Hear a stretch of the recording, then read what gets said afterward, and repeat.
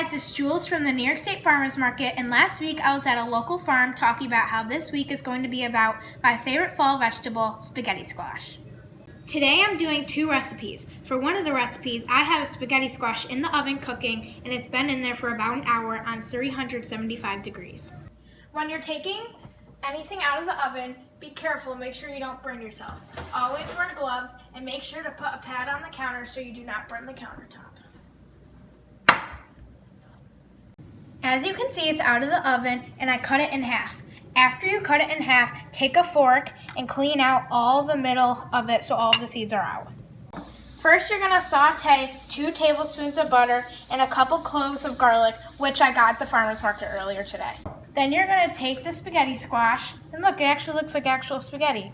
Then you're going to take it, scoop it all out, then add it to the butter, garlic, and basil mixture. If you didn't already, you have to add your basil in. After you add in your basil, you mix in your spaghetti squash.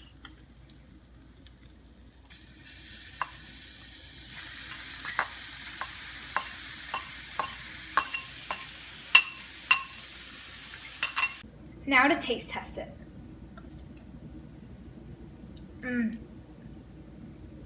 This is always a great recipe to make at home for the whole family, and it's easy to make too. It's like spaghetti, but without the carbs. For my second recipe, I will be making spaghetti with marinara sauce, but instead of pasta, I'll be using spaghetti squash for a healthier meal. Next, you're going to take some fresh ground pepper and sprinkle it over the top. When you're done with that, you're going to take some olive oil and also sprinkle that over the top.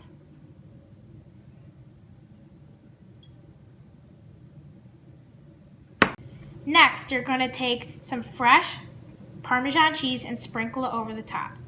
When you're done with that, you put it in the oven for it to bake for a little bit. After you take it out of the oven, you're going to mix it all into a saute pan. Then after that, you're going to add some marinara sauce made right here in New York State. After you put in the marinara sauce with your spaghetti squash, you mix it around and then plate it. Now for the best part, you plate it so you can eat it. Then you sprinkle some fresh Parmesan cheese over it.